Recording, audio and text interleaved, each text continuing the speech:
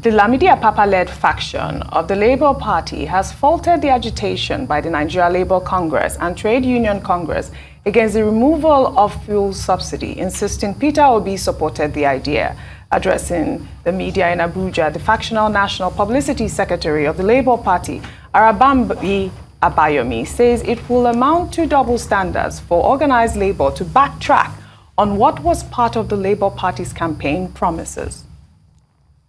It is somehow very funny for them to now be promoting strike, to be threatening the president now that they want to go on strike.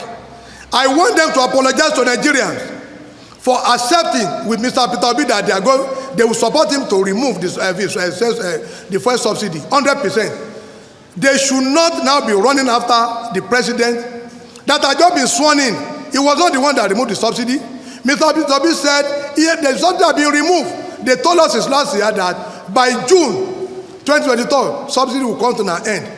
Both the NSC, both the TUC consented to this.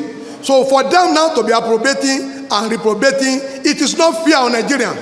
So Mr. Joe Ajaero, he better resign or he will apologize to Nigeria for supporting Obi ambition to remove subsidy.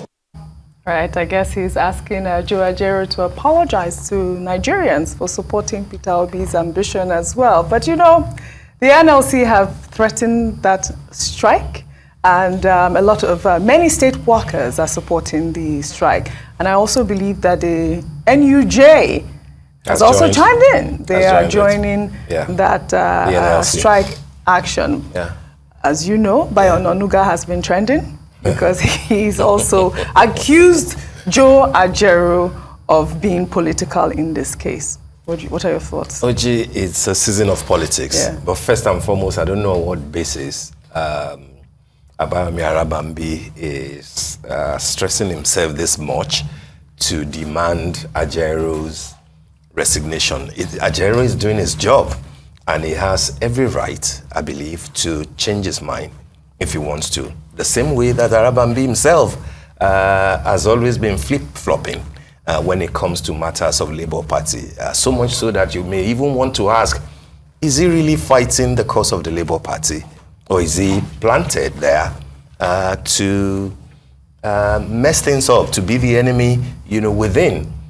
In any case, people may ask that why should it be a problem for Ajaero for supporting the candidate of the Labour Party, because that's the party of the workers.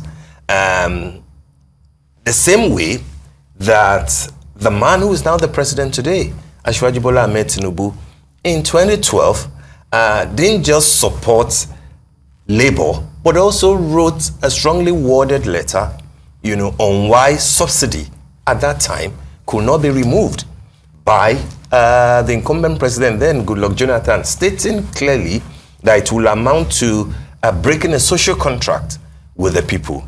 But today, based on realities that he may have encountered, Asiwaju Bola Ahmed Tinubu has changed his mind, and he says that subsidy will have to go because it's not sustainable. So why is Arabambi fretting?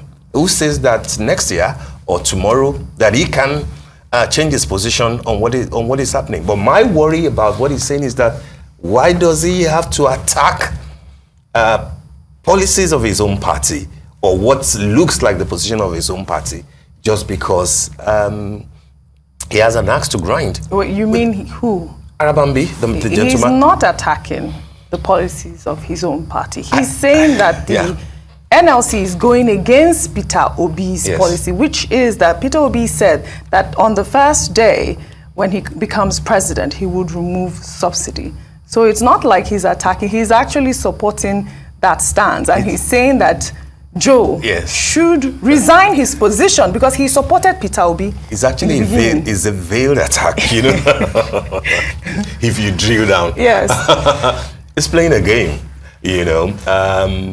because if Peter Obi has not spoken, yes, all of them did say that subsidy will have to go, that it's unsustainable. But he can be in the presidential candidate, but he can be in Peter Obi's mind as to what he will say regarding the approach of Bola Ahmed Tinubu making that statement on the day of his inauguration. Who says that how Peter Obi will have dealt with this thing will not be different from how President Bola Ahmed Tinubu is dealing with it. Yes. Maybe Ajaero, has a better understanding of what Peter Obi, would have done if he were the president, rather than Abayomi Arabambi. Absolutely. That's my point. Absolutely. But I see a pattern that is emerging that looks like, hack labor down and hack it down from within. You see what Apapa seems to be doing. You see what he is doing. And at time, didn't we see him with the governor of Ogun State, who is an APC candidate, raising somebody's son? I mean, it's politics. Labor should be spoken to. And if their decision is to side with the generality of the Nigerian workers, I don't think that that should be a problem. Yeah, they are speaking on behalf of Nigerian workers. Many of them who can come out to say this is what they do. You Absolutely. mentioned NUJ, for example. Has do we know how many other organizations tomorrow will say that, yes, we may agree conceptually that subsidy will have to go. But then this is not the approach that you will have to take. We will need to know more things from the NNPC. Does the president even understand the enormity of the corruption that took us to this level? Are we not losing more money from crude that has been stolen than the so-called subsidy that you are paying to Nigerians who ordinarily cannot afford it? Absolutely. How many Nigerians can fill their tanks, with 30,000 or more? Yeah. How many Nigerians can afford the amount, the inflation that will trail what has happened? So don't let people like I don't see any reason why they cannot have a conversation and plan a better way to manage this crisis that we have been plunged into at this moment. I mean, the bottom line is, they had promised that the 4 refineries were going to be working. It was part of what Ashwaju demanded of Jonathan. And we're seeing this at this point just being waved aside for no particular reason at this point. And, the NLC, they have threatened that strike. We'll see what would happen, by Wednesday. We'll see.